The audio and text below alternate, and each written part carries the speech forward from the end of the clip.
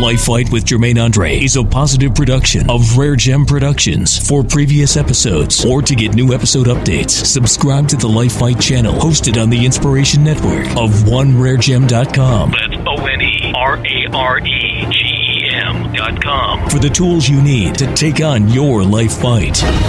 With U.S. Martial Arts Hall of Famer, two-time world champion, five-time U.S. champion, UFC vet, life coach, and author, Jermaine Andre. Visit JermaineAndre.com. What's happening, everybody? Jermaine Andre here, Life Fight, and sitting in the studio, I have my co-host, Rebecca Beck. Hello, everybody. And Caitlin Andre's with me, too. Hi. All right. And today, we're going to actually be covering a topic that's pretty strong that I've been actually dealing with for the past 5-6 years, and that is, should kids be allowed to attack back in school as far as them getting attacked by other kids and have to defend themselves? But before we get into that, I know we said that Rebecca disappeared for about 2 weeks. Mm-hmm. She got a little sick, and we're going to let her actually explain what happened. I was faking it. I knew it. I knew it because I had to take over all her work, and then she had this bell. I don't know where she got this bell from, and she just kept ringing and ringing every time she needs something. And how do you run downstairs? You bring somebody a plate up, and then they need a fork, and then they need a spoon, and then they need a drink, then they need a napkin. That's my payback. Then they need a water. I said, man, what was going on? Then I had to do laundry, all kinds of stuff. It was just crazy. I don't know what was going on. But I will say this: it was lucky I had Caitlin there. I wasn't able to serve her, though. That was the best part. Yeah, she but wouldn't let me all the serve food. her. Yeah, exactly. Because she wanted you to be her slave. I was going to slave you out on that one. I know you were. Caitlin, take this and see what Rebecca wants. Rebecca's like, no, I need you to do it. I was like, oh, that man. was great. Thank you, Becky. Yeah, but now she's going to explain how this happened so we can make sure this never happens again. Yeah. Because I can't take all that work. Well, there can be a lot of different things to it, but in my situation, what happened was I started doing a cut, which a cut is trying to cut weight. And I was on two-a-days, working out in the morning, working out in the evening. I didn't change a couple of things. I didn't change my intake on calories, I think, which was probably the most important. So I think what I did was I malnourished myself and dehydrated myself. I think that was it. Doing 2 a days, trying to cut, not eating enough. I think I changed my diet just a little bit too much in the process of it. I mean, what else would you add to that you think that happened to me? Did you check with anybody like me about what you should or should be doing? I think I did. I was asking you how many I should eat every night. No, I'm just kidding. Yeah, what it was, what you were doing, you were trying to cut, like fighters do. One of the, confusions you run into is a lot of the stuff that I did as a professional fighter is not for everyday people. Yep. And sometimes that stuff bleeds over to you. Mm-hmm. The information does. You may pick up on it and it may confuse you. Yeah. Because I remember you were doing 2 a day training for one, but at the same time you were eating less. Well, I don't think I was eating enough protein either. I think you were eating only protein. I don't think you were getting much carbs. Well, the first week I did protein only. Then the second week I did no protein. That's where I think the confusion happened too. I think I did too much of a switch up. But if you're doing 2 a days, you should be eating. Yeah. Eating for energy. Yeah. Remember I told you, so you need to eat until you're full. Mm-hmm. Don't overeat. Yep. But eat until you're full. You need to be eating your breakfast, probably a second breakfast, a lunch, a snack, then work out. Then at night, if you want to do a protein shake or just some eggs or something like that, then you're okay. Yep. But honestly, with the fact that you're not trying to, as far as fighters, when we cut, it's because we're trying to make a weight class. Mm-hmm. Like me, when I competed, that's one thing I was big on. I didn't believe in all this cutting 20 and 30 pounds. Yeah. And that's not saying that the guys who did believe in it don't know what they're doing, because there's guys now out there who fight and they've got it down to a science where they'll cut 20 pounds. Yeah. And then put 20 pounds on overnight and go in there and fight and do a real good job. Back in the days when I was fighting, nobody had it mastered. Everybody was messing up and they were getting sick and people were actually dying from it. Yeah. You know? Yeah. So that's what happens a lot of times. I think is that information bleeds off on you. But when I would have to cut, I always, for one, stayed close to my weight class. I fought at 183 on fight day was my good weight. 182, 183 was perfect for me. I walked around at 187, 188. When I trained for a fight, I was 185. My weight class is 185. Mm-hmm. Okay, so first of all, I believe that if I'm going to be performing at 185, I need to be 185 in training. So I have the speed that I'm going to have at 185. I have the endurance that I'm going to have. So like I see a lot of guys, they'll train and they'll be, let's say he's fighting 185 play, he'll be 195, 200, most of his training. Yeah. And then the week of the fight, he try to cut down to 185. It's like, well, yeah, but you don't have the same hand speed. You don't have the same endurance. So it's a totally different person. So I always believed I want to be that individual that I'm going to be on fight day, as close to it as I can, so that I'm working things and I'm understanding myself instead of carrying an extra 15 pounds the whole training time because I can't stop eating Big Macs and then hurry up and cut down. So even when we would cut as professionals, it was because I had made a mistake. We screwed up. Oh crap, I didn't make weight. So now I have to kill myself, to cut and go to just all protein, 1 meal a day, plus all this heavy running and all this stuff. So we're near our deathbed, but we want to fight so bad, or swore we were going to do it, that we just get in there and get the job done. Which I wasn't even really going for a big weight cut. I think I was going more for just to get in better shape. So that's why I think what happened was I was paying more attention to my training than I was to what I was consuming. And well, this is the thing too. You have to remember this. With you, we're not trying to make you lose weight. Yeah. We're trying to make you lose fat. But you got a lot of muscle, and you're putting on muscle. And that's the difference. When we as fighters cut, we're not lifting weights. Yeah. That's the first thing to go. So remember I told you when I teach you weightlifting. And Caitlin's just now learning this, how you're hungry as hell. It's like, why am I so hungry after weightlifting? But weightlifting works those muscles and they need to be fed. Yeah. So you are cutting like we cut when we get ready for a fight, but we're not lifting weights because lifting weights makes us bigger. So we've already stopped lifting weights, and all we're doing is cardio and steam rooming, and very low impact exercises because we don't even want to build the muscle. But you're out there lifting weights, and their muscles are starving. They're looking for something to eat, and they're eating themselves because you're not putting enough food in. So, what kind of food do you recommend when someone's on a daily basis? In my situation, I think a lot of times people don't know what to cut out or what to add or, what not to cut out. What's stuff that you can let people know about that? It's so tricky. This is a good point that I had to bring up to one of my students the other day. And that's actually why I had to bring on my sports nutritionist, Jason Hunter. He's a professional. This is what he does, what he studies. Nutrition is not my thing. I'm a healthy guy, and I was a professional athlete, and I built my body healthy, but I built it for the craft that I was doing. So a person has to know, what are you trying to get to? What are you trying to be? And what does your everyday practices consist of before you can diagnose them with what they need? This is where I say, I made the video. I said, I can make you a nutritionist in 30 seconds. And here it is. You ready? If man made it, don't eat it. That's it. If man made it, it ain't good for you. You need to eat all natural stuff. Now you're a nutritionist. That's all it is to it. But people can't do that. Yeah. Now I had to discipline where I could because I was a martial artist. I live by the code of samurai, blah, blah, blah, all that stuff. So I'm on strict discipline. Vegetables, fruit, fish, and water. That was it for me. There was nothing else. Anytime I went outside of that, then I was getting unhealthy. Of course, nuts was involved in there too, peanuts, things like that. But anytime I went outside that, I was being unhealthy. So that's what I followed. But people today, it's almost hard to even find just that, by itself, especially if you're in the work world where you can't go to a grocery store for lunch. Some of these jobs give you 20 minutes for lunch. That's McDonald's, man, real fast, and then when you're looking at it, like I say, at McDonald's, you can buy a McDonald's, Burger King, Hardee's, whatever it is. You can get a full meal, as they call it, for $2.29, $2.50, $3 or whatever. Yeah. When we go to Panera Bread, me having a salad, half a sandwich, and a healthy drink, some tea or something, $20. That's $15, $20. Really so it costs is super expensive, and that's what people are caught up in. So when they come to me and say, well, what should I eat? It's easy for me to say, well, this is what you need to do. But they can't do it because of their lifestyle. Yeah. So that's why I got my guy who's going to sit down with you for an hour, and you're going to write down everything, because I don't want to turn into that guy, because that's not my profession. I'm going to teach you how to knock somebody out if you need to, So, and that's why I told you we wanted to get you with Jason, because what's happening is you're following my path that I, as a professional athlete, because I still even act like a professional athlete. Right. But my body has been this way for 20 years. Yeah. So I can starve it. I can not eat. I can eat junk if I want to, and go out there and still bust it out, and my body will still respond to it. So it's different for me than it would be. And not even necessarily professional and not professional. I think women and men are very different too. I've done a lot of research on, the way our body operates compared to your guys's, with, certain intake of protein, certain intake of carbs, stuff like that. We're lower on iron than you guys. We're lower on, certain stuff than you are, that men are. So that's really important too for women to understand, that we do have our own deficiencies and we have our own things that we need to take care of. And the thing is too, that's what's important also, is you have to be careful. Like, I always say research. Yeah. I love it whenever Caitlin asks me a question. I say, Google it, research it. Now, that doesn't mean that everything you read is true. Yeah, because there's so much different information out there. It's really hard. You just reading, all you're doing is getting different answers. Yeah. And then you got to figure it out on your own. But that's why I say you have to, be careful of who you follow as who's training you. Yeah. Because even, you may have personal trainers out there who got a certification online.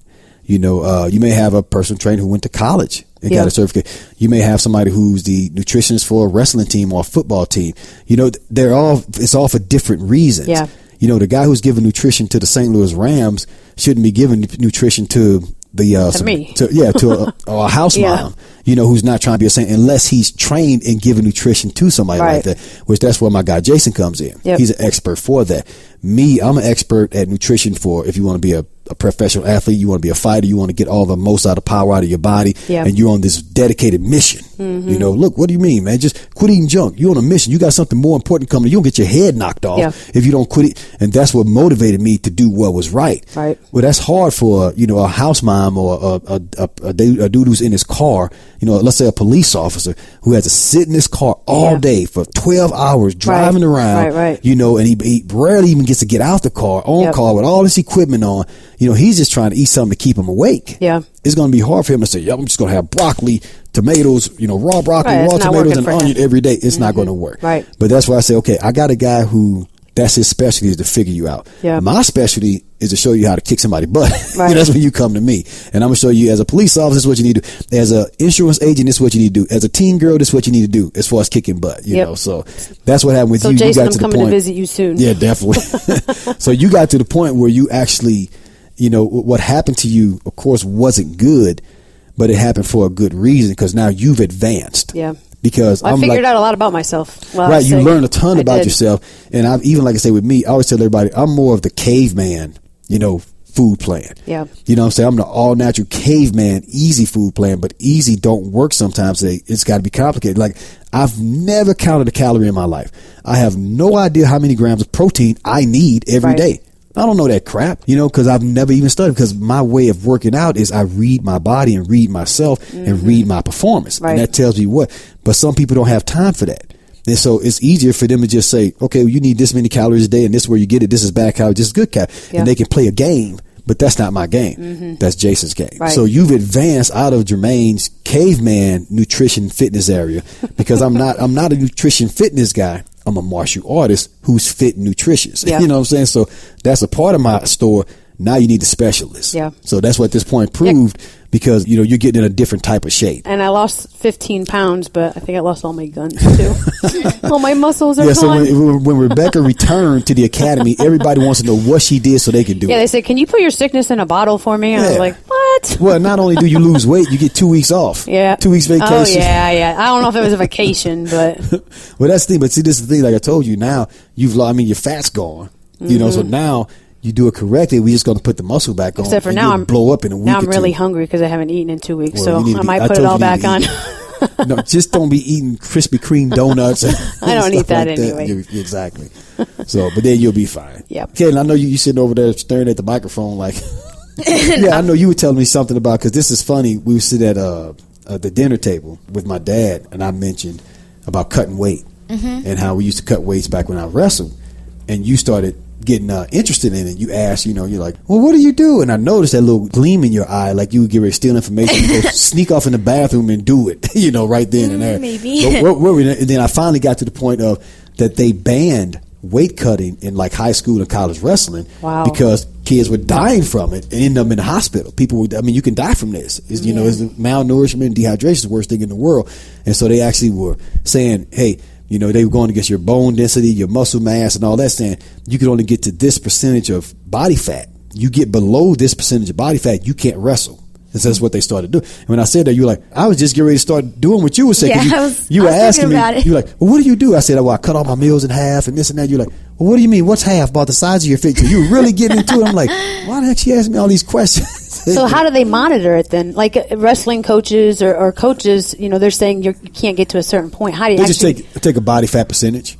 Okay, so like every week or something when they cut, they just monitor them, or how does that work? You pay attention to the person. You look at them. You know the signs, just like I trained you at the school. When they dark circles under the eyes, pale skin, fall asleep in class, dead tired, not there, looking like a zombie, always out of it, then that's when you're cutting too much weight. So they probably, when they see that, then they take a fat pinch before you fight. Just like weighing in. You weigh in, fat pinch, the scales probably had it where it's got the metal that could tell what your fat percentage was.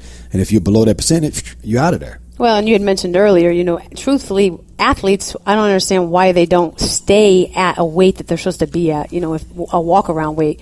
I feel like people do so much last-minute cutting before they have a performance. Kind of just doesn't make sense to me why they have to do so much cutting right before performing. Aren't you training the whole time you're doing this? Well, back in the days when it was like for wrestling and you were cutting, the whole plan, even for wrestling, boxing, kickboxing, was to be as humanly light as possible. It brought your endurance up. Yeah. Your endurance comes up the lighter and smaller you get. And so that was the whole plan then. Nowadays, I think, especially you look at like MMA fighters and stuff, amateur, it happens a little bit in the pro, is that the game is just getting where they're allowing anybody in. So they've lowered the standard of what it takes to be an athlete so they can have more participants. That's true. Well, I watched it happen with MMA when, it got popular. When I was fighting, almost everybody was a local badass. There were no guys in there who weren't tough. Yeah. And we all respected each other because this guy was the head of a biker gang. Everybody could throw down, even if they got beat. But now it's gotten to the point where the integrity of the game has been lowered so that fans can be fighters. As long as you can sell 20 tickets, you're in there. So then that's what happens. So you got these people who have no control of their, they got no self-discipline. They got no control of their personal habits. They can't even stop eating McDonald's and smoking cigarettes. And they don't have to because you can still participate as long as you can bring ticket sales. Do you think they're too strict on their weight, like with wrestling and fighting and stuff? Are they too strict on weight classes where it's too tight, or do you think it should be a bigger range? No, I think as far, they've been, as far, especially like boxing, kickboxing, even mixed martial arts now, I think that they've done what needs to be done to make sure everything is where it should more be. Realistic. Yeah, because what was happening, I know they even did this in boxing where they started, like people would weigh in today. Let's say you and me had a fight and the weight class is 145. And I'd weigh in at 145. I'm just saying, not you. What are you trying to say? That's what you used to weigh before you got sick. But and then we both weigh in. Now you're a real 145 pounder. Right. So tomorrow you weigh 146. And I'm not. And I put on 20 pounds and I'm 160. And I come in, now I'm hitting you. I'm not in your weight class. Yeah. So they started making them where they couldn't do that anymore. That's a good point. Yeah, there's ways. So they got those weight classes figured out. It's just, I think it's the athlete himself who's, either you got to quit eating so many snacky cakes. Like me, I had to stop lifting weights at a certain time or my weight would have been too high. I think it's more so that. Okay. But Katie, what were you saying about you had a track friend? Yeah. In high school during our track and cross country and soccer seasons, we eat a lot. Because, we just train so hard. So we're always so hungry. So then one of my friends, during cross-country season, she was trying to get thinner. That's why she was doing it. She wasn't doing it just because she wanted to be a winner. She was doing it to get in shape or to lose weight. I'm not sure. But she would starve herself. She wouldn't eat anything. Let's say for breakfast, she'd have an apple. And then she would skip lunch. And she wouldn't have a snack before cross-country. And cross-country training's really hard. And so she passed out during one of our practices, and it was just really hard seeing her like that because she's an athlete, and she was she wasn't happy with her body because, you see an athlete and you want, this amazing body, and you think that you have to maybe starve yourself or something like that to lose the extra fat. Yep. And so that's what she wanted. She didn't realize how different her body was from other people's, so she's trying to look like something that she could never look like. So she almost, passing out, you can almost kill yourself doing that. Well, remember one of the important things, I told you when we was lifting weights, and you said to me one day, Dad, I don't want to do any more squats. Yes. Just making my legs too big. I don't want a big leg. And I said, look, you got to make a decision on whether you want to build your body for performance or for how you want to look. You need more running power. This is going to give it to you, blah, blah, blah. And I gave you that whole speech. And that's one of the things, just like even me, people will say, I'll never forget a guy just asked me at Club Fitness. I was just walking through, lift the weights. And he said, hey, man, what do you do for your rear delts? What the heck is that? And I said, well, of course, and I know the human anatomy, but there's never been an exercise I do for my rear delts. No, it was actually the back of your shoulder right here. Yeah. Oh. Yeah, rear delts. And he was like, and I had nothing to tell him because I don't do anything for my rear delts. I didn't work out to look like this. Yeah. Mm-hmm. I worked out for performance. So I could have my speed, my strength, my power, my endurance, and I could have flexibility to execute the techniques to perform in my sport. So there is no exercise that Jermaine does to have big arms. Right. There is no exercise that Jermaine does to have a 6-pack of abs. I'm making sure that my body, when I command it and say, do this, it can do it immediately and do it the way I want it done. So when you talk about your friend and they're trying to look like this and look like that, you're an athlete. Are you trying to win? Right. Are you trying to look like somebody else who's winning out there who probably don't even look like that because that's Photoshop? Right. You know what I'm saying? Yeah. Or they're 23 years old. They got 5 years on you of their body growing. It takes time for your body to get used to what you are. You know, you look at a picture of me when I was in my freshman year. I was 130 pounds. And I had little muscles, but I wasn't built like this. You know, you can look at a picture of me when I was 22, and I wasn't built like this. Yeah. You know, it took time for my body to set in the way that it's set. But my performance is what's incredible, more incredible about Jermaine Odge than anything. There's guys that are built like me out there, but I guarantee you that not one of them can kick like I can. Probably the only one who can kick and move like me is Michael Jai White. You know, somebody like him. That martial artist? Yeah, that plays Spawn. Yeah. He's got excellent control of his body and a really, really good, solid build. That's where people have to start thinking is you have to think, am I trying to do this for performance or am I trying to look like something? Because if you're trying to look like something, now you're a bodybuilder. Right. That's not an athlete. You know what I'm saying? I mean, of course, golf is an athlete, so anything can be called athletic. But bodybuilders are not healthy when they perform. They're dehydrated. They're, you know, just like I tell you when, you know, we do photo shoots. I say, man, when I do photo shoots, I don't eat in the morning. I drink a ton of coffee to dehydrate my body. So my veins pop out, my skin shows. I'm standing there dying under those lights, flexing, muscles cramping. Oh, I got a cramp. Wait, I got a cramp. Because I'm dehydrated, malnourished, and everything else. And that's what bodybuilders when they're standing up there. You know, I had a friend who's a girl who was a fitness instructor, you know, and everything. Perfect good health. Did a bodybuilding show. Said she almost killed herself. Said she crashed her kidneys. Well, a lot of that was from supplements too. Yeah, supplements, and that's what supplements do. They dehydrate you and make everything grow teeth. A bodybuilder is just like, remember what I told you? They're not showing somebody healthy. They're showing something freaky. Yeah. You know, like even right now, you put me, I'm in good healthy shape. I can run 3 miles. I can run 5 miles if I want to. You know, I can lift weights. I'm strong. And if I get up against a bodybuilder, you can see my muscle right now. It looks good. Yep. But if you put a bodybuilder next to me, he's going to have all kinds of weird humps and lumps and veins and all this. And you're going to say, wow, he's built better than Jermaine. He ain't half as healthy. He can't run what I can run. Rebecca, you remember we had the bodybuilder girl join the academy. And she was shredded. She couldn't do 1 3-minute round. She didn't last. She hit so There was a couple soft. of them. Like we had a guy like that too. He couldn't last that 1 minute round on the ladder. It had no power. Yeah. Wow. You know, just dying there. And I was like, man, you got to get rid of all that muscle. You trying to do this, you're going to pass out. But she had to make a decision on she wanted to look like something instead of to be able to perform. So she was focused more on what I'm looking like than on, you know, doing what you need to do. So I got performance. And if you focus on your performance, your friend would have noticed I got no energy. Right. You got no energy because you need to eat. Exactly. You know, especially if you're on the track.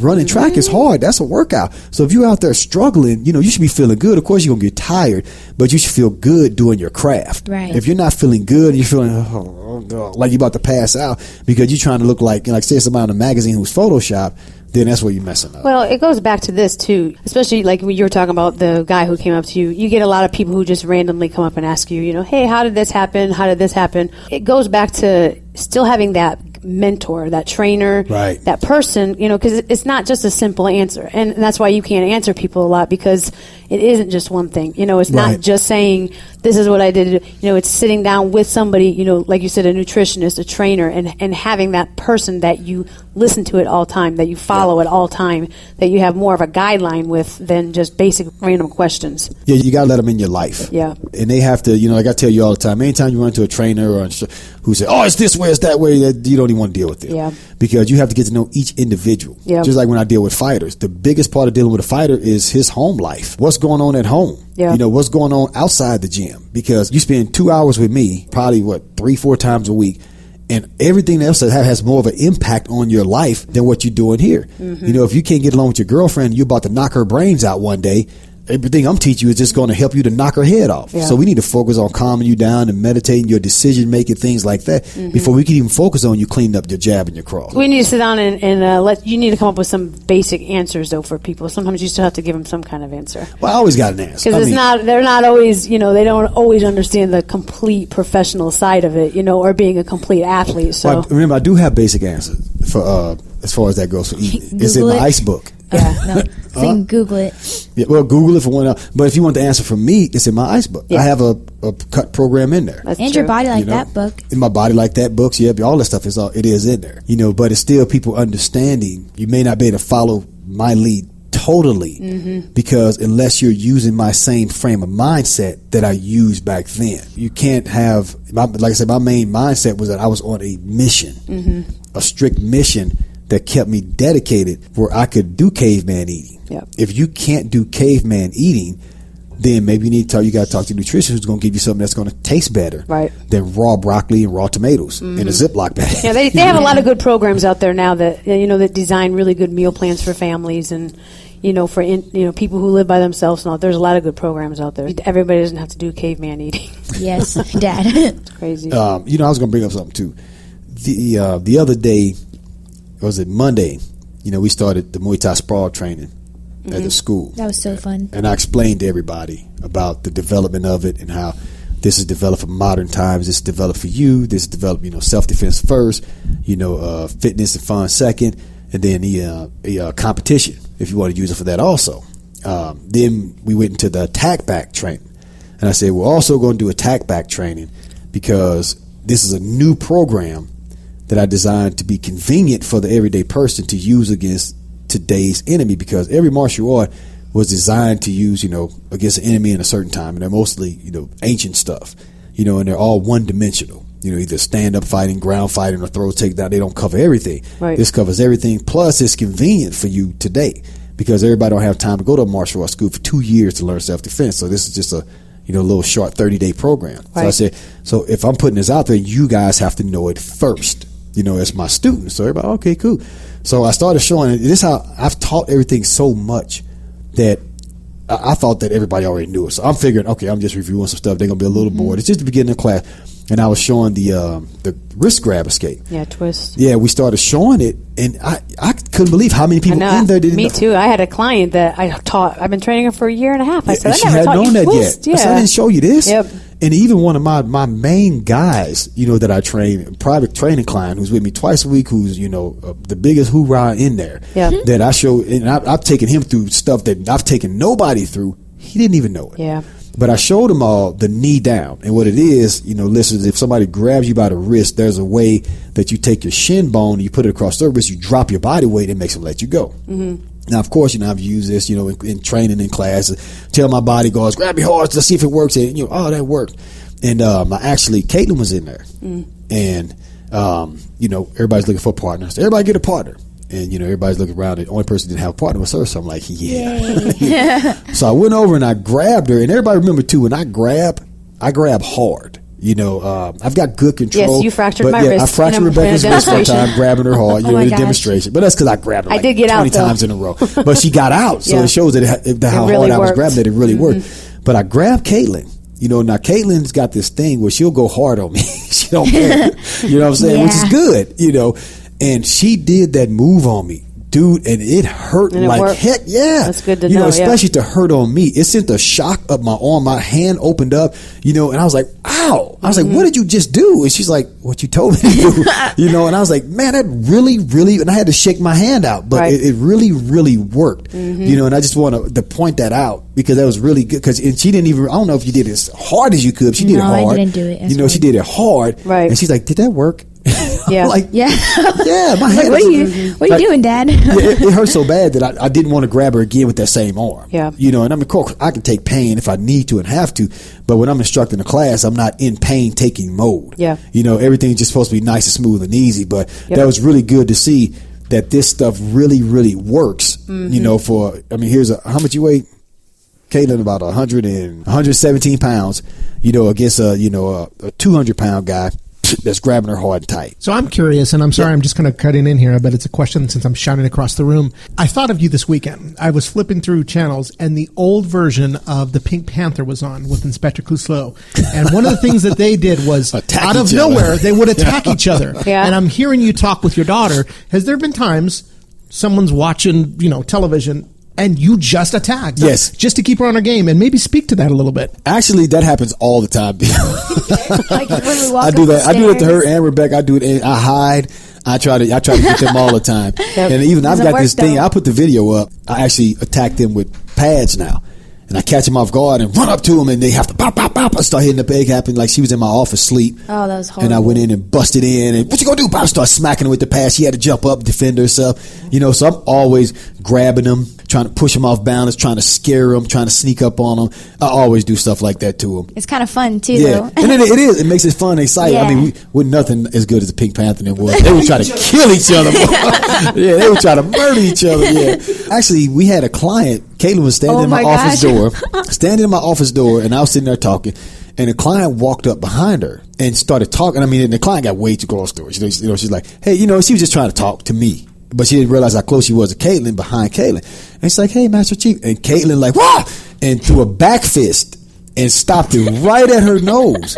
And it was so quick and so fast. The lady didn't even know what happened. She's like, oh, did I scare you? I'm like, what? You just almost got your nose broken. And she's like, oh, yeah, I was kind of quiet. I was like, no, you don't understand. You just almost got your nose broken. I said, man, you can't sneak up on her like that. She's taught to hit. She's not like me, where I kind of made it to a level where I'll just kind of, whoa, and maybe float away if I did. I said, she's programmed to bang when you scare her. I said, don't walk up behind her like that again. It did scare me. I was really caught. You didn't hear her walking down the hallway? No, she was creeping. She was using ninja skills. On my neck. Like, I felt like this. Like, so we trained her well, too. Exactly. Well, that's what I'm saying.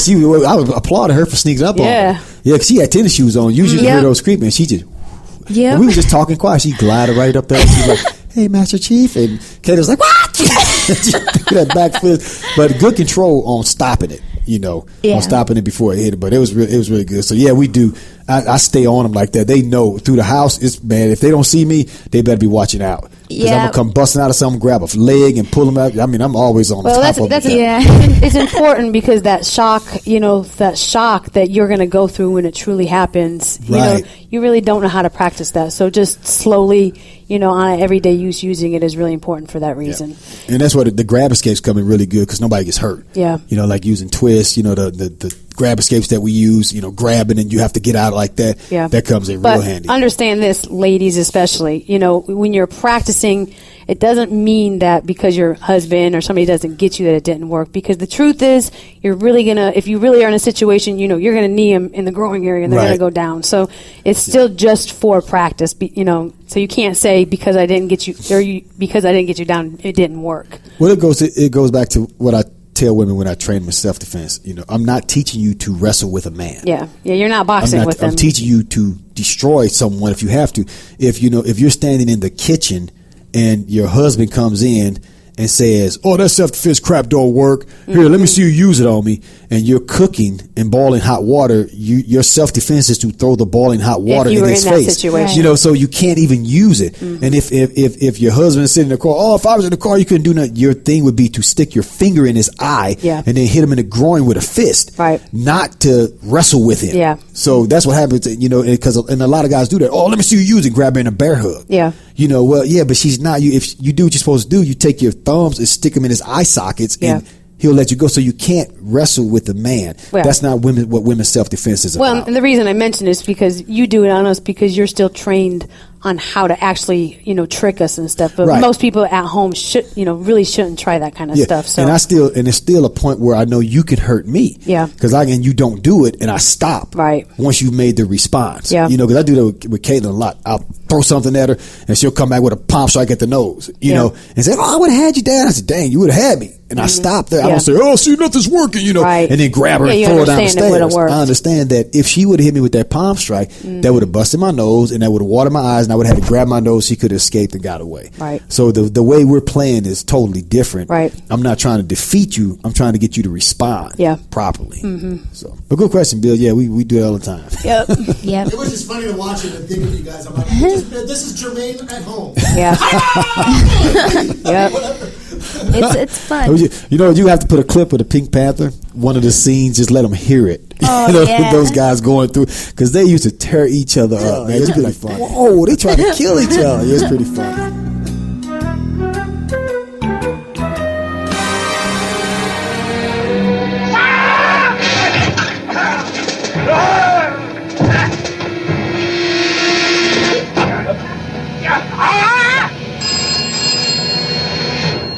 Inspector Clouseau's residence. One moment, please. Commissioner Dreyfus. I am back on the case. By the way, Cato, that was a very good workout today. You're showing marked improvement. Every day you're getting better. All right. Well, moving things along, we're going to talk about, should kids be allowed to attack back in schools? And this is a really good topic. We talk a lot about bullying. We talk about, the intimidation that kids have to go through, about the fact that if, a kid gets in a fight, they both get suspended. And so here you've got, this kid who's focusing on his academics. He's trying to get good grades. And then you got this kid over here who, he goes home and he gets a smoke dad's Marlboros, drink beer with dad. So dad don't care if he gets suspended. Yeah. And he wants to pick on the kid who's trying to hold good academics and punches him in if he knows if I beat this kid up, that's another notch on my belt with my fellow's kid. And he starts beating this kid up. This kid don't want to fight, because he don't want to get suspended or expelled from school. So he lays there and lets this kid, do what he wants to do to him. Yeah. So, it's a question I asked, and I asked it on Facebook, should kids be allowed to fight back in school? And of course, everybody said, oh yeah, definitely. Yeah. Sure. No, yeah, they should. And it was, of course, I tell my kid to do this and do that and kick this and that. Of course, it's a tough guy. We know how, social media is. Do either one of y'all think that kids shouldn't be allowed to fight back in school? Should not be allowed. Any reason that they should not be allowed? That's a tough question. I'm sorry, because if someone... Dad, didn't you train me? If someone were to fight me, no. I mean, I would... I don't think kids have enough control on how far they should go. Yeah. So it's a scary line to step up to, because if you're fighting back and things go too far, you get too mad. I don't know, it's a really tough situation. But it boils down to, when does a child have a right to defend itself? Mm-hmm. I would say, if a kid comes up and punches a kid in the face, does that kid have a right to defend himself where he shouldn't be punished? So wait, you're asking if the attack was actually made, do they have a right to fight back? Yes, because the schools are saying, if both of you fight, anybody throw a punch, you get suspended. Mm-hmm. Okay. Now, me as a professional fighter, a martial artist, I know that, first of all, even when I train bodyguards, when I train bouncers, when I train security, when I train anybody, any kind of strike to the head is considered deadly force, because you can cause brain trauma. Yeah. Just any kind of hit to the head. So if a kid hits you in the head, let's say a kid walks up and punches you in the face, the attack is made. Even if that first punch don't do it, the next one coming may do it. So you have to defend yourself and stop that attack. You have to hit back. Well, it depends on where they're at, too. If they're in an area where recess or something and there's a lot of people, and you come up as a child and you hit me, and I have access maybe to run away and go get a teacher, then then it's a little bit different. But if you're just sitting there trying to fight somebody, so it depends on where they're at. If it's secluded and there's no one to go to and nowhere to run to, then maybe I would say you want to defend yourself. But if me and you are on the playground and you punch me, and it's more just of an ego thing for me to punch you back, then that's a little bit different. But if I cannot fight you back and take off or go let a teacher know, then I say no fighting back.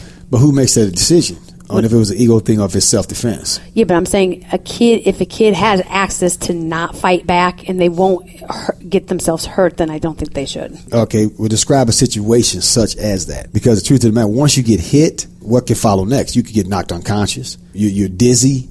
You're still letting that person decide what's going to happen to you next. So what kind of situation do you think a kid could be in? Well, I'm saying if they're not in a secluded area, if they're in the gymnasium, or if they're somewhere where there's teachers or parents or other people around, then that's where I'm saying maybe a kid shouldn't fight back. So you're saying if they can escape. If they can escape. They should escape instead. Definitely. What do you think about that, Caitlin? I just know being a teenager and being a kid, and as you guys are older. And Hold on a second. Well, okay, so I'm closer to the age like 12 than you guys are. So right. I can kind of remember the feelings I would feel and how I'd react. And I know, like, being a kid and being a teenager, even though there is an escape route, I feel like only the really quiet, like maybe like 5% of the population in the school or something like that, those kind of kids would probably run away. But when you get hit, I feel like that's so unrealistic to where you wouldn't if there was an escape route, I wouldn't take it. You know, because you want to prove something. Like, you're going to punch me and you think you can. Yeah, but see, you said you wanted to prove something, so it's still that's what she said with the ego. Yeah, that's just. I mean, who doesn't have that ego? I guess someone hit you. No, especially in school, people see it. But as long as kids, I think, know what's to follow, you know, I think as long as they're educated on it, where they're taught to try not to fight back and try to find an escape route, it's different. And I think maybe the thing that she's also speaking to is that fight happens for that 5 minutes, but then the rest of the week, you didn't stand up, or social ridicule, suicide. and it's all of a sudden now that whole backlash happens, and I think that's also that you're speaking of. Yeah. Well, let's go with the truth about that in regards to dealing with bullies. I had a situation in 4th grade, my first bully that I dealt with, and he was a kid. I was a 4th grader. He was a 5th grader. And he had older brothers who was in junior high school. They were all the neighborhood bullies. If you got into a fight with one of them, the rest of them jumped you. Mm-hmm. And so I was the ball monitor, and I had to take the balls in. And I went over, and he had one of the balls. He's playing with his boys and stuff. And I said, hey, I need that ball back. I'm the ball monitor. It's my responsibility to take it in. And he said, I ain't done with it. I'll take it in. Don't worry about it. And I was like, walked away. I was like, okay. I said, wait a minute. This is my responsibility. Now, 4th grade, I thought like this. It's weird. Mm-hmm. And I said, no, I can't do that. I said, man, I got to tell him. And I looked around. The teachers was already in. Everybody was gone. It was just me, him, and his 5 or 6 buddies. And I said, no, man, I need the ball now. It's my job to take it in. I have to take the balls in. I said I would do it. And then he stopped me. He was taller than me. He walked over to me, looked down at me like, you know, you little punk. And he said, man, you hear what I said? I said I'll take it in later and gone somewhere. And I dropped him. Hit him in the right cross, dropped him, you know, whatever it was, kind of punch I threw back then. He fell on the ground, hold his eye, started crying. I grabbed the ball, took the ball. You know what I'm saying? So, me and my ball. Yeah, took the ball. So then I'm thinking, oh man, you know, it's on. I'm going to have to fight his brothers. They in junior high school, you know, I'm going to have to fight all them, you know, and I'm saying, okay, whatever. It is what it told my brother, Tony, you know, hey man, this is what I did. Like, what? You hear such and such, man, we're going to have to fight all them. I'm like, you know, he's like, okay, whatever we got to do. Mm-hmm. So the next day, I was in my classroom, and a teacher came and said, Jermaine Bradley, report to the rotunda. And I walked out, and I'm like, oh, man, it's over for me. I'm getting ready to get paddled by the principal and everything. And he was sitting at a table in the rotunda, and they said, go ahead, have a seat. And I sat down with him, and the teacher left. I'm like, oh, my God, this dude got pulled like that. I'm ready to get murdered, you know. And he's sitting looking at me. He's like, you know, man, what'd you poke me in my eye for? Poke you? And I said, I punched you in the eye.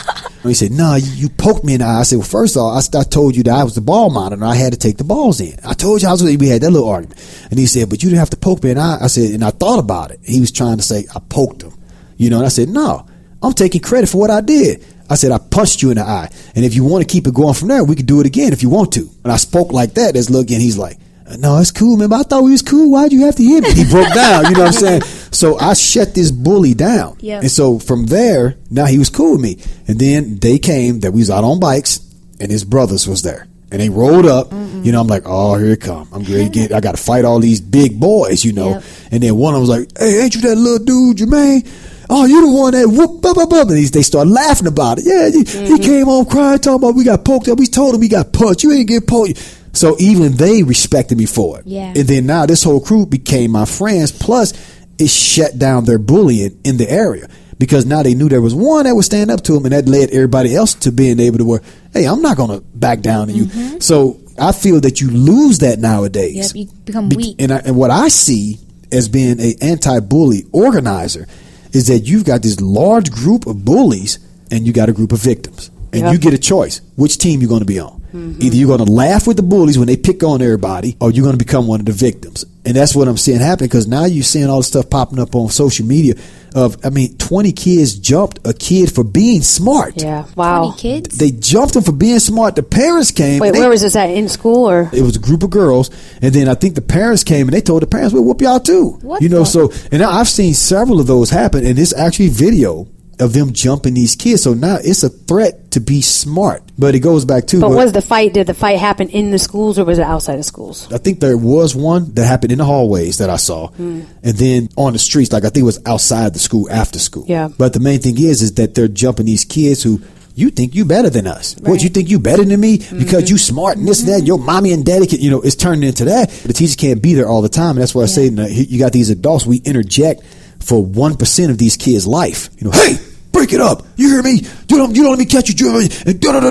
Okay, yeah, all right. Then we're gone. Yeah. Oh, you little snitching mother. Now it just got worse for that kid. Mm-hmm. So what do you think? Do you think kids should be able to fight back in school? Yeah, I actually developed a fight back program for them where it's not fighting. Also, with kids fighting back in school, I know like if you were not hit back, the teacher would take care of it, and they might get in trouble or something like that. But also, I feel like if I were to get hit and I didn't do something about it myself to that person, I wouldn't feel justified for myself. Yeah. I don't need a teacher, I don't need a principal, I don't need you guys doing this for me. This person challenged me in that way, and they're testing me. And I'd feel like I failed if I didn't take care of it myself. Yeah, but the main thing we have to let kids pay attention to is what the outcome is. If you're getting suspended from it, then was it worth the hit? I think we talked about it a lot on the last podcast, Caitlin, where I said about kids have to start having confidence. And I do so much different things. I don't know if it's this one I talked on or is that one or whatever. So sometimes if I start repeating myself, you got to let me know. Okay. Because we don't want the listeners going, we already heard this one. Turn it off. But I say kids have to gain confidence in the fact that they're there for academic reasons, that you're in school to learn. You're not here to fight. Yeah, I did talk about this on the last Life Fight when you and I talked, and I said that if you got somebody who's a bully that want to fight, call the local MMA school or the local boxing gym and say, hey, who's the coach there? I got some guy who's really tough and I want to get him hooked up. Can I give him your phone number? Yeah. And they're going to say, sure. What's your name? Oh, my name's such. Say, then you go back to him and say, hey, I know Coach blah, blah, blah down at the MMA gym. And he said that if you're ready to fight, he got some guys in your weight class that can bang, man. So here's his phone number. Mm-hmm. And then the next day say, hey, did you call him? Yeah. You know what I'm saying? Well, they're usually they're fighting with you because they want you to fight back. So you still have to try to battle them in that area. In the area that I'm not here to fight. Mm-hmm. Yeah. I'm trying to be a scientist. I'm planning on flying rockets. I'm planning on, I'm planning on taking over the world, being the president. That fighting stuff, you into it, I got you. Go fight these guys. And that could be a way to help diffuse it. And I told it, and I don't want to get into that because I told the story about the kid who actually used that tactic up there, and it worked for him. And then with where it led his life. Mm-hmm. Yeah, I just feel like that wouldn't stop the person from wanting to hurt you, though. How you're saying, like, if you get smart with somebody, they'll get mad at you, and just by being smart, they'll hit you. And I feel like you're being smart to them, and they'll take it disrespectfully or something. And I feel like that wouldn't stop them from hitting you right then and there. Well, one of the things is if you show confidence, a lot of times confidence will scare a person off. Yeah, and you're showing confidence and an answer, and almost a dare. That's shown because they always show when they usually somebody trying to beat you up, it's because they're trying to prove something to everybody else around. Right. They want everybody to see it. They find somebody who they feels weak, that's scared that they can break down.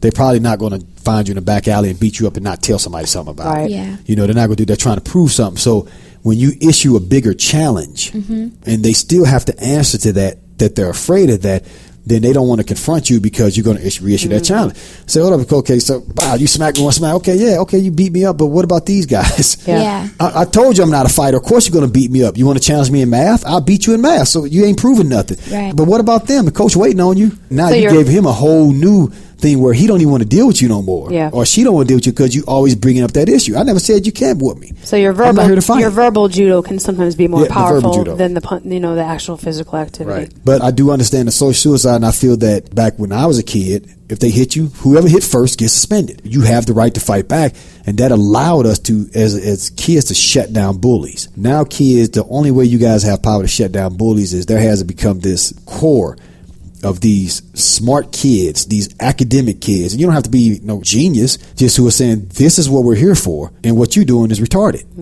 Rebecca, and I'll give you a good example. When you go out to nightclubs, nightclubs are a thing for me as a professional fighter. I get to go to nightclubs? Yes, you've been back in the day. Yeah, back in the day. Now we're too old for it. I'm not. I'll go to nightclubs still. Whatever. But remember I told you, I said there were certain clubs, you go to these nightclubs, everybody's shooting, fighting, running around, acting tough. They playing gangster rap music. And I say you go to these other clubs, these techno type clubs, and you look like a retard if you get in a fight. If I go in here and get into a fight, everybody gonna look at me like, what are you doing? Yeah, I just came to dance. You know what? That doesn't happen here. Then it's not even a thing of they can beat me up or they can beat up the gangsters. Yeah. But when you go in there, all of these smooth dressed, smooth attitude type people, who most of them are probably nerds, as you want to call them, are together in this flow that, what are you doing? And you can send the coolest guy, Tupac could walk in there, or Ice Cube, and you're going to look like a retard. You don't fit. So I think all the smart kids and the good kids have got to come together and form this rhythm that we're not trying to be tougher than you. you just don't fit. You're a caveman. Yeah. Well, one thing I like that you've been teaching a lot lately in your ice camps, which your ice camps, are your teenagers. I think, how old are they? About 13? 12, 13, 14. 13. Well, and even this went up to junior high school kids now. Yeah. High school. And one thing that you've really been focusing on is getting the star football players, the ones that all the kids look up to, and really teaching them how to lead in school, right. And how to look out for those type of things. Because sometimes that 1 or 2 or 3, 4 kids that are, the leaders in school can make a big difference. And I'm glad you bring that up, because a lot of people, I sent out a letter to like a lot of coaches in this area, and I called my program, I called it Athlete. Instead of athletes, I said this athlete is part of ICE, and I will come out for free, no charge, and talk to the athletes about how you can control this bullying. Yeah. You guys are already kind of like a gang, and everybody already looks up to them. Everybody looks up to you. You're connected with the students and the teachers because of the coaches and because of what you do, and you're connected with the community because they're coming out to watch you and see you. You can lead the way. Plus, I tell these coaches, the football player can look tough without having to fight. Somebody go, I'll kick your butt. And you can say, man, I ain't fighting you. I ain't getting kicked off the team. Yeah. And you can't say, oh, he a punk. He backed out. Kayla, you can say, man, I'll break your face, but I'm not getting kicked off the soccer team for you. Yeah. You ain't nothing. And you don't look like a punk walking away. The athletes are the key. And they are the biggest, toughest guys in the school, and the biggest, toughest girls in the school. So I wanted to come to all these schools, this was last year, and load them up. I said, for free, I'm sitting here, I'm coming. I did it with the kids that were brought to me for ICE, and what I did, I put them online. I said, guys, y'all practicing football, and I came out with a hockey puck and started just hitting this hockey puck. You're going to say, what the heck's he doing out here? But what are you going to do? And y'all trying to play football, and I keep running through the line. Every time y'all get ready to say hockey, I come with this hockey puck. What are you going to say? We're going to tell you, dude, you can't, right, that this is not hockey. This is a football field. You can't do. Y'all going to stand together, right? Yeah, we're going to stand together. I say, okay. So in school, do y'all come to school to fight or to learn? We come to learn. Okay, so if somebody running around your school trying to start fights, ain't that just like me running around out here on the football field with a hockey puck? And then if you don't stop me and y'all say, oh, well, and you just move over and let me do it, now the next day I got 2 of us. The next day it's 3 of us. Next day it's 10. Next day it's 4. Now we bigger than y'all. And that's what you're allowing to happen with this bullying stuff in your school. And you guys need to lead. And that really they were like, whoa, man, that makes sense.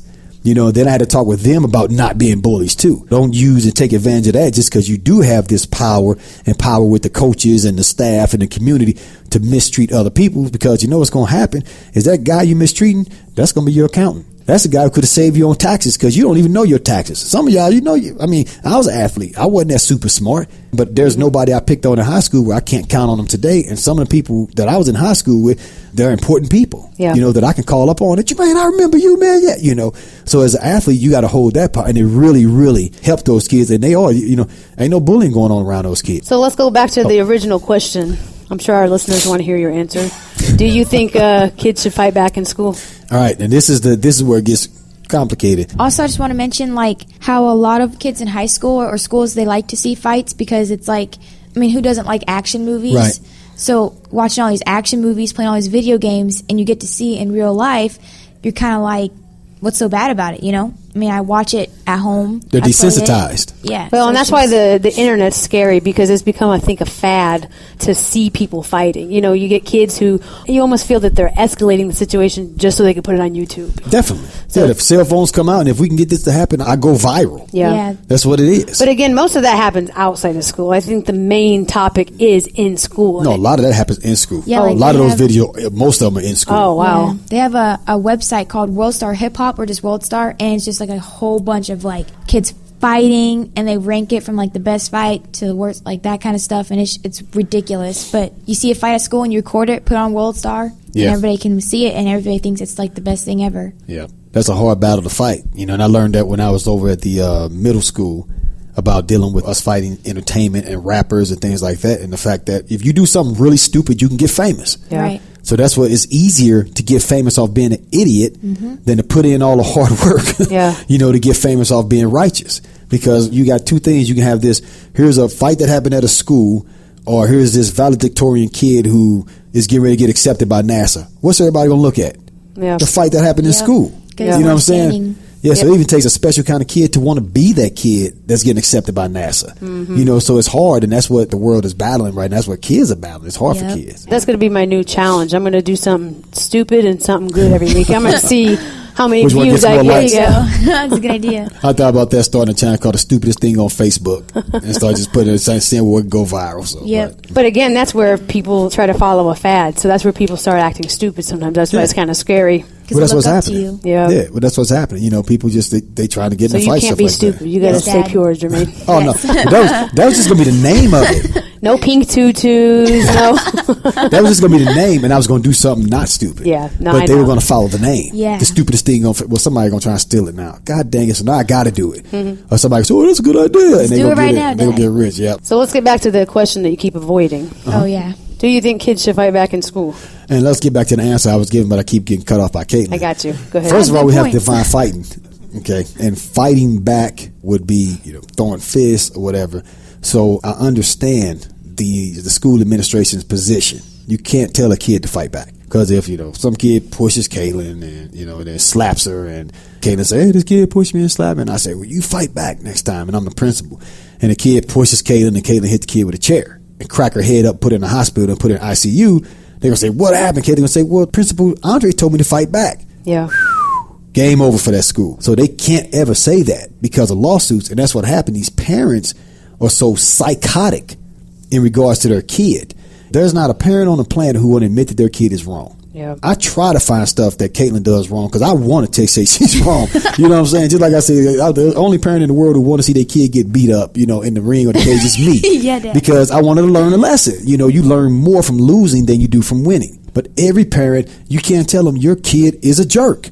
Your kid's starting crap. So all these kids, and then they mom and dad in the principal face, pulling guns on these principals, pulling guns on the administrator. That's what they have to deal with that parents don't understand. So they say we got to have a strict policy where we tell everybody they can't fight. Yeah. All right. So I understand them, and I stand with that they can never ever say fight back. All right.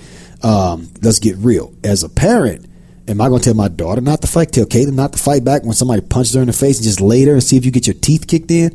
Remember the other day we were doing some light sparring, and I told you, we didn't have mouthpieces in or headgear, and I said, Caitlin, you never ever do light sparring with anybody because you can knock a tooth out with just like 3 pounds of pressure. You were like, what? And I said, this right here, and I did a little light tap, could knock a tooth out. I said, barely do that to your teeth, and you did it tapped them. You're like, oh my God, you can feel them teeth about to loosen up. Yeah, it didn't feel good. Yeah, I said that's all it's going to take. So am I going to tell Caitlin, when somebody hits you, don't fight back. Just lay there and see if they're going to knock her teeth in, because it ain't going to take much if she's not returning fire to this. Well, when you say lay there, then you're saying that she's to the point where she's in a situation where she has to fight back. She has no other option. You said when she's laying there.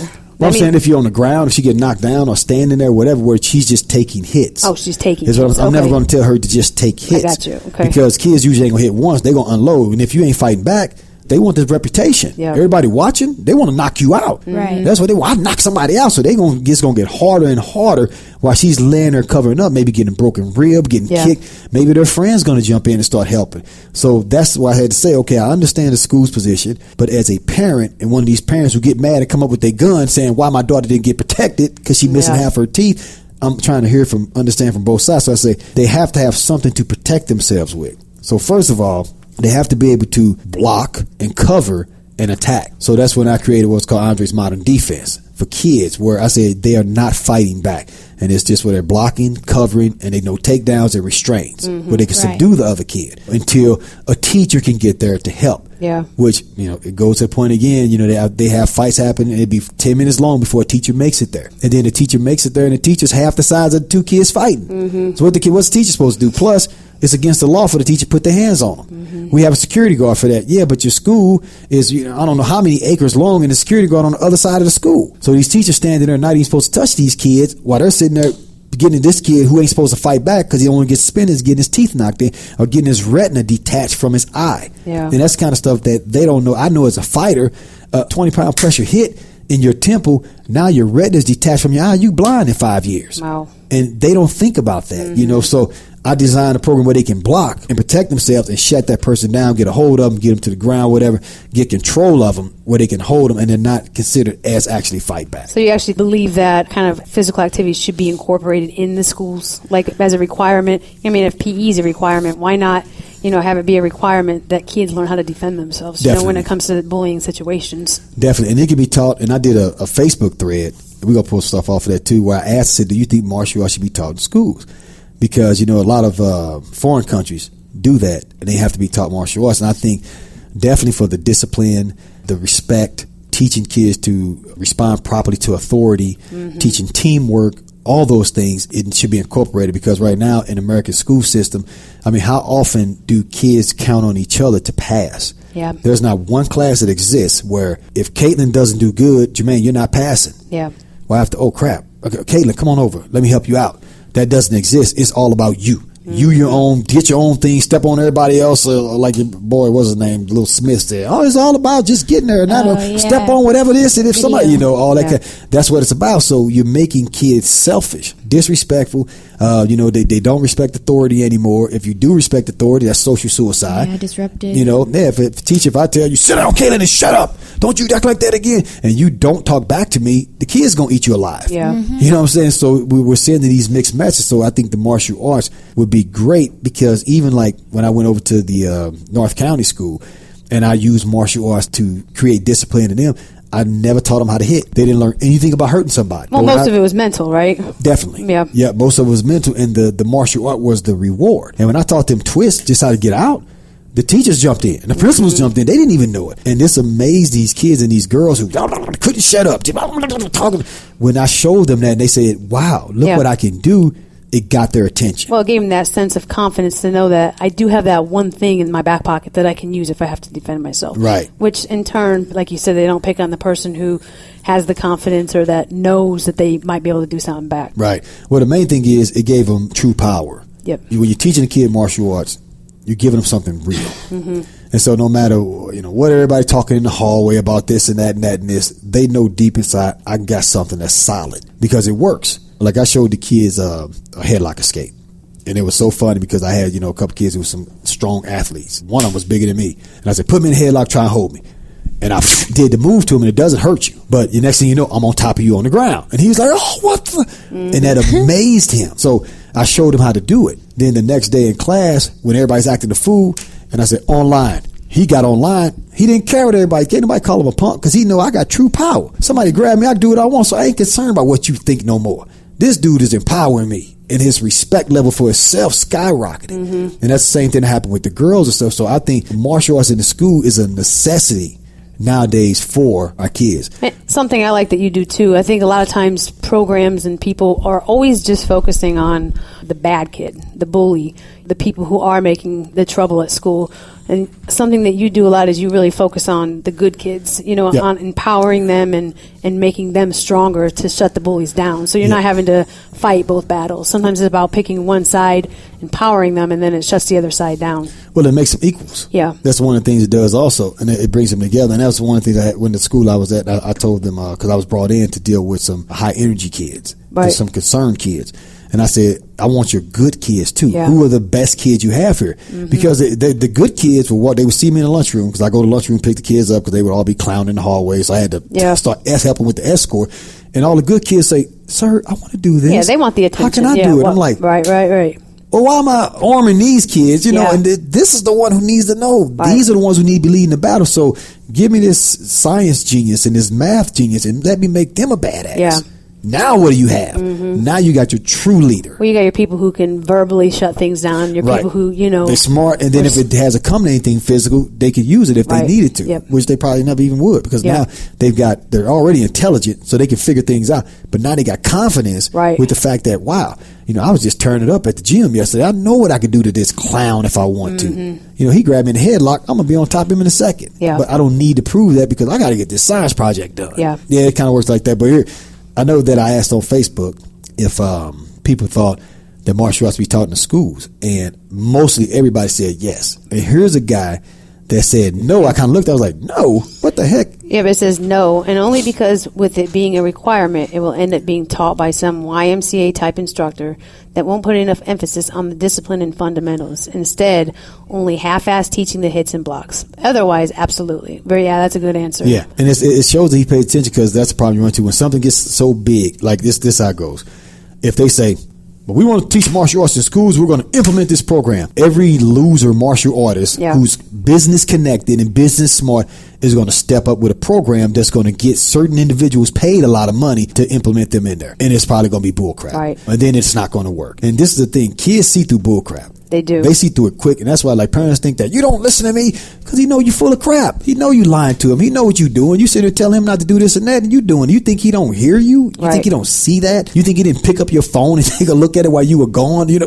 And so that was a really good point, is you have to be careful that if it is implemented, it's got to be implemented by a true martial art. And like I said, any martial art instructor should have had some type of combat. You know, whether he was on a strong police force, in the military, where he was actually had to fight and use what it is he's instructing. Because like even with me and my fighting background, that taught me more about human beings than anything. Not just about fighting, but about the way human beings respond under certain conditions. Like their behavior. Yeah, their behavior, and how I can control their behavior, and things that I would do. Things that I did in the ring and in the cage to make a person go calm so I can knock them out, you know, are the same strategies I use in that classroom to make the kids calm down so I could talk to them and get them to listen to me. All right, and that pretty much covers our podcast on should kids be allowed to attack back in schools.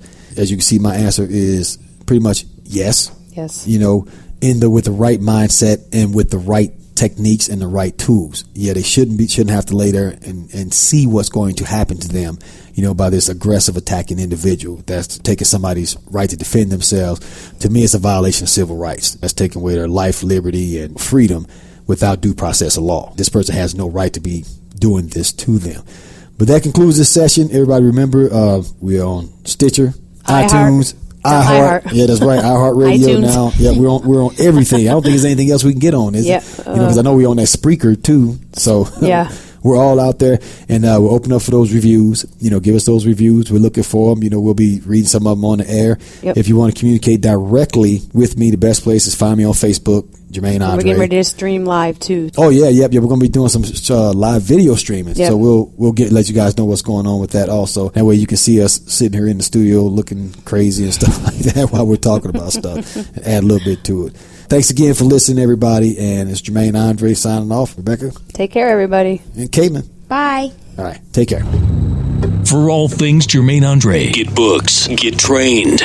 Learn the secrets behind his brawn, his brain, and his edge. Visit JermaineAndre.com. Life Fight with Jermaine Andre is another positive production of RareGem Productions. Thanks for listening.